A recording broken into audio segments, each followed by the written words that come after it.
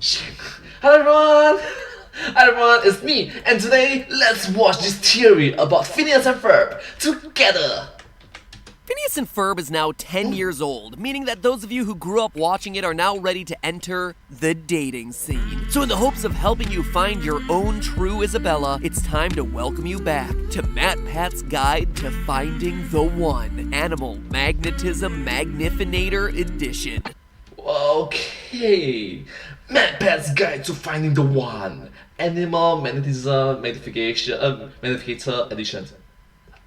Hey baby, is there a magnet in your pants? Cause my magnetism magnifinator can't resist your buns of steel. Have you seen Perry? Is that the name of your platypus? No. Oh! Hey girl, has anyone ever told you that you're a real babinator with your settings cranked up to stunning? What you doing? You.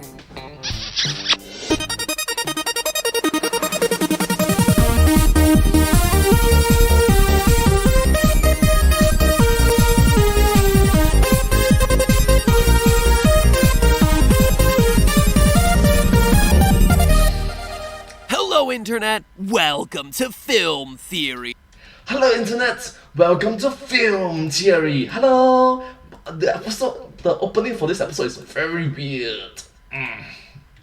The show that looks at the animated characters who do crazy science and does even crazier science off their work. Today I'm returning to the world of Phineas and Ferb, which we did an episode on a couple months back. If you haven't seen that one, definitely go check it out. We basically prove that Dr. Doofenshmirtz is secretly the good guy, a sleeper agent for the OWCA. Episode is linked in the upper right hand corner of the screen, so if you're so excited that you need to go watch it right now, well then, you know where to find it. Otherwise, just click the link at the end of the video. But even though that episode talked about how old Dr. Doof's not such a bad guy after all, it doesn't mean that he's not without a few flaws. Hey, we've all got our shortcomings, but it just so happens to be that Dr. Doofenshmirtz's weakness is literally his entire job. Starting from the very beginning, episode 1 of the series, we see how this so-called evil scientific genius basically doesn't even science, bro. This guy has hundreds of inventions over the course of the series, but the magnetism magnifinator from the pilot episode is not only the first that we see, but it's also the one that gets referenced time and time again over the next 4 seasons. Quickly! We must separate the magnet from the magnifinator before it is too late! Is it just me, or is this a serious deja vu moment? Breaking the fourth wall. See, wait a minute. I haven't done this before, right? Deja vu. Deja vu. I feel like I've totally been here before, like... That's it, Agent P. You've got to get to that time machine and go back to the past, right before that giant tinfoil ball puts you in a full body cast for 18 months. Basically, the magnetic magnifinator is a super strong magnetic laser that somehow sucks in a magnetic field on one end, amplifies it on the other, and manages to shoot it directly at a target, which in this case happens to be all the skyscrapers on the eastern seaboard. Dr. Doof's plan is to cover that entire part of the country in tinfoil, and then use the magnetism magnifinator to pull on the skyscrapers on the east coast so that everything on the east is pulled towards the west. His goal is to ultimately reverse the rotation of the Earth. Why would he want to reverse the rotation of the Earth? Well, that's a bit up in the air. You may well ask yourself, why would he do this? Well, let me just answer that by saying I haven't really worked out all the bugs yet. I mean, the tinfoil alone cost a lot. But is Dr. Doof's most infamous invention of the entire series a scientific success, or just a load of electromagnetic excrement? Well, it seems like his invention is a complete disaster in every way. Today's episode actually looks at the science behind the magnetic magnifinator to reveal just how advanced Doof is, and probably more accurately, how smart the creators of the show were when they were designing this thing. And then I'll just talk about the critical flaw that makes this whole thing fall apart. So get ready! Today is gonna be one polarizing episode. Get it? Polarizing because north and south, the poles of the you get the point. Polarizing episode. You get it? 'Cause it's like, get it? Like magnets? Hey, look, okay, I haven't covered magnets on this channel before, okay? So I got a lot of pent-up puns to unleash. So even though he I'm positive. doesn't know why he's doing it, it's clear that Doof wants to reverse the rotation of the Earth. But already there's a huge problem with that. Pretty much the first thing you learn in physics is the concept of closed systems. Yeah, dust off like the first 10 pages of your high school physics textbook for this one. In this case, the eastern seaboard that Doof is shooting the magnifinator at, and his own headquarters are both part of what's known as a closed system. According to classical physics, exerting a force inside a closed system doesn't change anything about the system relative to its surroundings. In easier to understand terms, if Doof's goal is to change the rotation of the Earth in space, he's never gonna do that by shooting one thing on the Earth at another thing that is still on the Earth. Trying to do this would be like trying to move a car by putting a moving tire inside the vehicle. Nothing is gonna change. The only way for a car to move is for it to exert force against something external. External. Like the road. By the same token, the only way to move an object like the Earth through space is for the object to exert a force against something outside of itself. When you're able to do that, that's what's known as an open system. But in order for magnets to affect anything about the Earth's rotation, he'd need to be aiming the magnifinator at the planet next door, not just some tin foil a few buildings away. As a lazy tailor would say, suit yourself. But okay, so the cat's out of the bag that he can't change the rotation of the Earth, but maybe he could have done something else interesting with the magnifinator instead. As it turns out, at the time of the premiere episode of Phineas and Ferb, Dr. Doofenshmirtz was actually 8 years ahead of time with the magnifinator. And that's no joke. Believe it or not, astrophysicists have spent most of the last decade trying to catch up to exactly what you see him doing in this episode. You think that's nuts? Let's take a closer look at the magnetic magnifinator to see just what's going on here. On the one end, you have this huge magnet, which seems to make sense if you're trying to suck the buildings right off the pavement with magnetism. But if you know anything about magnetism, you're probably gonna notice two huge problems right off the bat. Magneto from X-Men. The first is that regular magnets don't have directionality. Sure, they have poles, but that doesn't make them directional. You can't just point a magnet like a gun and go, bang, I just shot you really hard with this magnetic field. When you create a magnet, it honestly just kinda sits there and emanates a magnetic field all around itself. It's not exactly all that threatening. Now, problem two is even bigger. Even if he has a strong magnet over here, it's not gonna do anything to those buildings over there. Magnetic strength works by the inverse cube law, which means that as two magnetic objects get farther and farther away, their attraction drops off exponentially. An object that's twice as far away from a magnet will require 8 times as much strength to attract it. Increase that distance by 10 times, and now you're gonna need to increase the strength of the magnet by 1,000 times to compensate. Dr. Doofenshmirtz is trying to use his magnet to pull on buildings a kilometer away, which is basically impossible for any magnet that exists on Earth. The strongest magnet that currently exists in the world today is located at the National High Magnetic Field Laboratory in Florida, which has a magnetic strength of 25 Tesla. Alright, do remember that this video came out in the year 2018, so a lot of changes have been improved. Yeah. That's Tesla, the unit used to measure magnetic fields, and not, you know, the car. 25 Tesla is 500,000 times stronger than the Earth's own magnetic field. You know, it's OP when the persons named Tesla have a SI unit named Tesla, named after the person Tesla. Awesome. Which seems ridiculously strong, but then remember that we as people living on the surface of the Earth don't even feel the Earth's magnetic fields. And the only way that we ever even do notice it is if we're using an instrument sensitive enough to detect it, like a compass. So to get around these two major problems, Dr. Doofenshmirtz either needs to focus that magnet or find a way to get that magnetic field a heck of a lot closer to those buildings.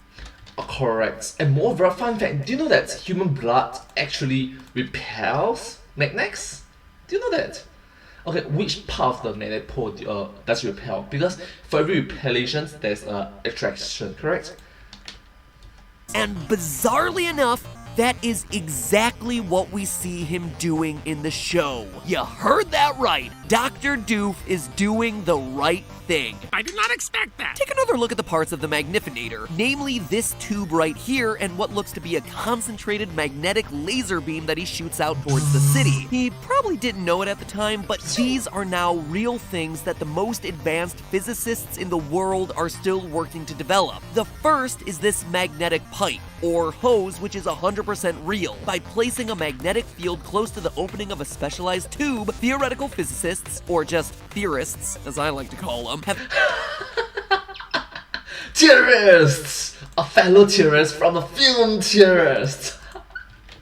actually managed to preserve a magnetic field over a much longer distance than the field would have existed by itself. Right now, they believe they can actually preserve 90% of a magnetic field in a magnetic superconductor hose, transporting magnetism in a way that previously seemed impossible. The other thing that's going on here is potentially even more exciting, because it doesn't just involve magnets, it also involves lasers, which are just inherently cool. We can see that the Magnifinator doesn't just seem to be a plain old magnetic field generator, it's a laser beam at one end. And once again, Dr. Doof is way ahead of his time, creating what would have been the world's first super magnet laser, something that, as of 2016, is being built for the first time ever. These magnet lasers are pretty much exactly what they sound like. They're ultra powerful lasers that have the special ability of also creating extremely powerful magnetic fields. Wow. Thousands of times more powerful than any magnetic field humans have created in the past. Basically, these things would be a lot like Metroid grapple beams. The physics behind them are incredibly complicated, and if you're a Faraday effect aficionado, then I invite you to dive into these things in the comments, but for what we're talking about right now, I'm basically gonna boil it down to the very top level.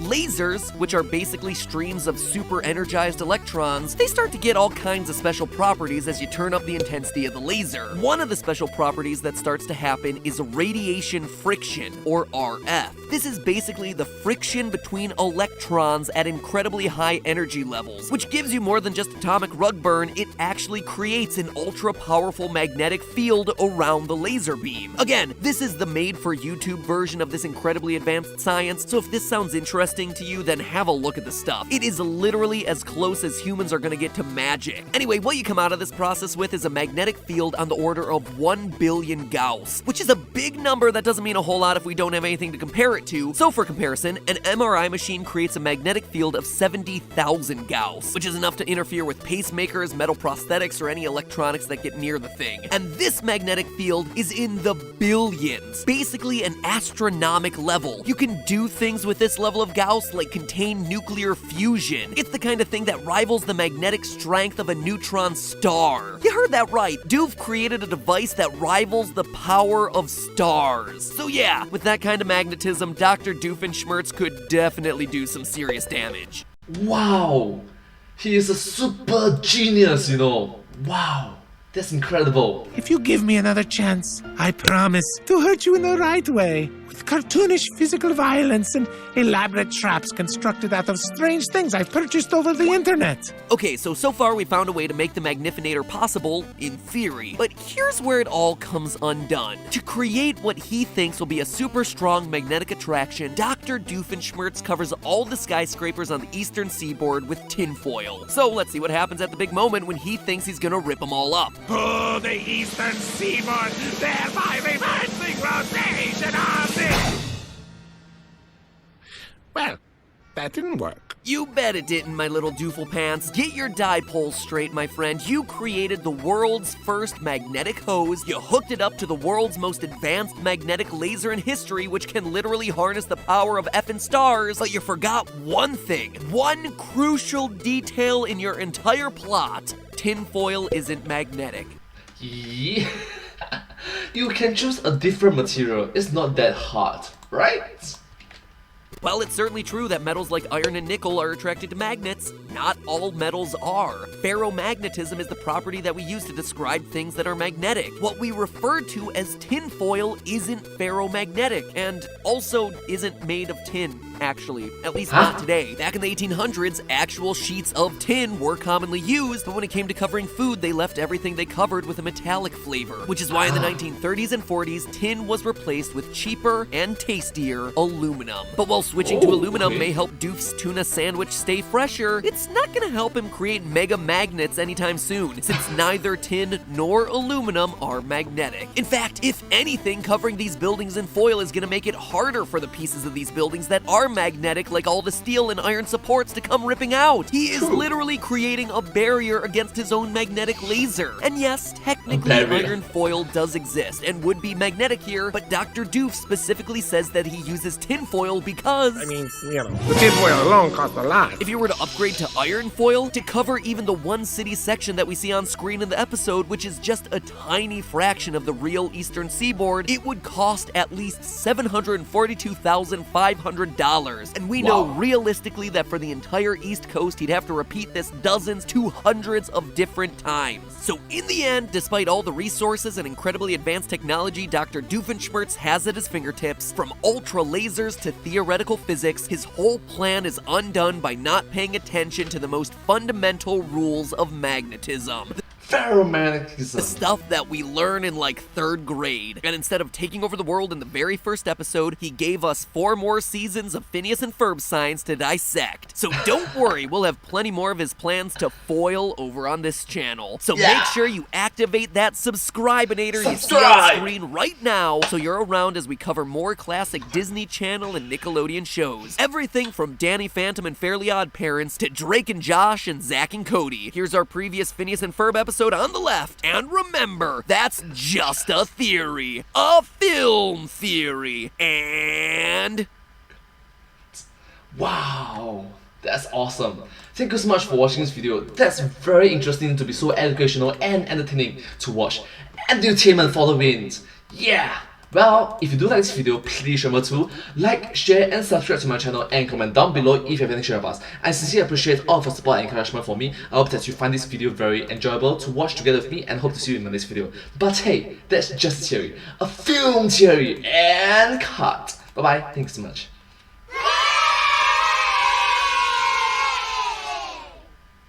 Once again, I'm sincerely appreciative of all of your support and I hope to see you all in my next video. Thank you so much for your positivity and wholesomeness. Support and encourage me. Thank you.